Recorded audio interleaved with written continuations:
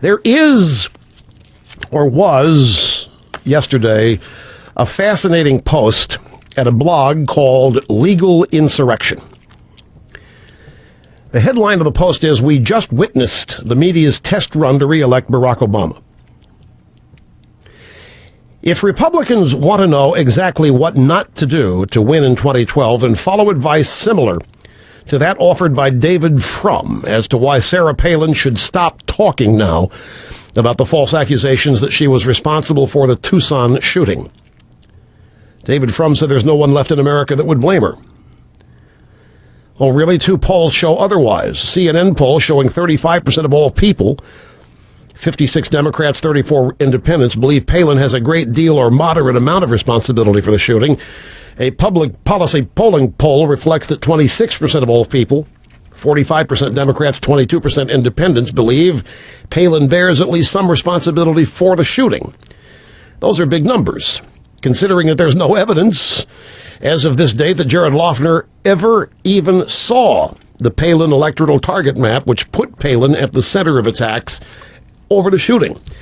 The false connection of the Palin electoral target map to the shooting did not start in the mainstream media.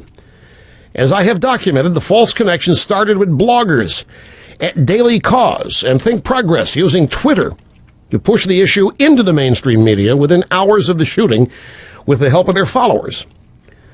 The ruthless efficiency with which the left-wing blogosphere tied Palin to the shooting and the success of their efforts in equating Palin with mass murder is a lesson we should not forget.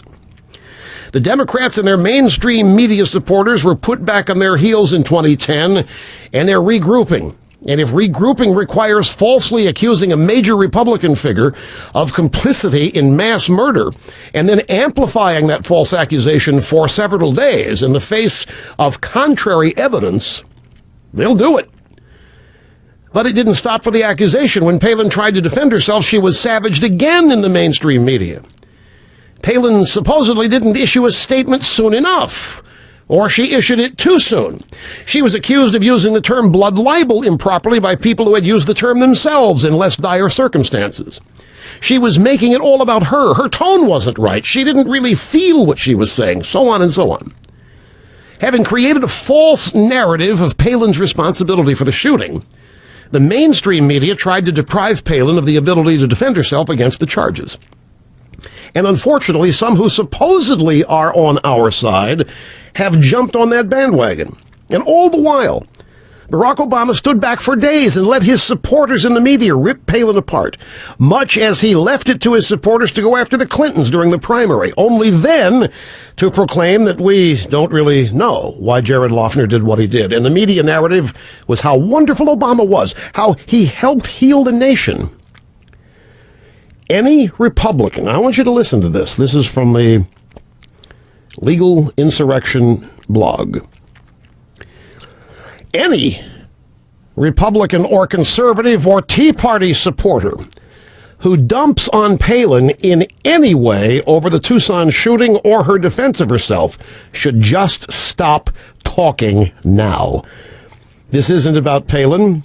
It is about the mainstream media's desire to have Obama reelected at any cost and to take down any Republican candidate who stands in the way. We have witnessed the test run for how the left-wing blogosphere will target any and all Republican candidates and propel false narratives into the mainstream media, and how the mainstream media will take those narratives and run with them. If Palin is taken down politically over the Tucson shooting, there is not a single Republican candidate who can survive the coming onslaught. If this is the standard by which we are going to choose candidates, then the time has come to put thoughts of Republicans winning in 2012 to rest. Now, the point here is, if I might summarize, the left is terrified of her. The left knows that she would wipe the floor with Obama. Our intelligentsia on the right wing know that she would wipe the floor with Obama. That's what all of this means. There are smart people, quote unquote, in both parties who want nothing to do with Palin precisely because of the threat she poses to their claim and hold on power. And so what the point of this is that if Republicans are going to sit by and watch Palin savaged, they'd better be prepared to sit by and watch the next one get savaged, and the next one, because that's what's coming. If the Republicans cannot defend themselves over this kind of scurrilous, baseless, libelous charge, they got no business. They're not going to be able to elect anybody. If they'll shut up and be silent about this, if we've got Republicans like Frum who will agree with the left-wing blogosphere and the mainstream media that Palin should shut up, she should stop defending herself, that it's a horrible travesty of justice what Palin did. If we're going to have Republicans sit around and give Obama credit for sitting by for 4 days while his allies try to take her out, then give a speech and get credit for the wonderful things he said about it, then we got more idiots in our party than we would want to know. We have useful idiots who are being played like a Stradivarius by the left wing, from Obama on down to the mainstream media to the left wing blogs. We've got people on our side, typified by Frum, who are useful idiots who are being incorporated into their effort to destroy any Republican's chance for victory in 2012. I think we played a soundbite by Frum yesterday who said, basically, forget the presidency. Let's go for down ballot success. Let's try to win back the Senate. Obama's going to get reelected. And I know a lot of people who think David Frum is the answer for the Republican Party. Not us, folks. Other intelligentsia in the conservative movement and so forth. It's preposterous, of course. But it's a good point.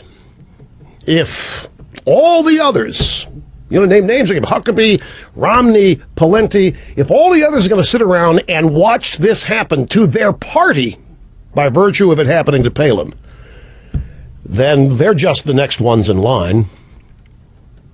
And it's an excellent blog post, and it's exactly on the money.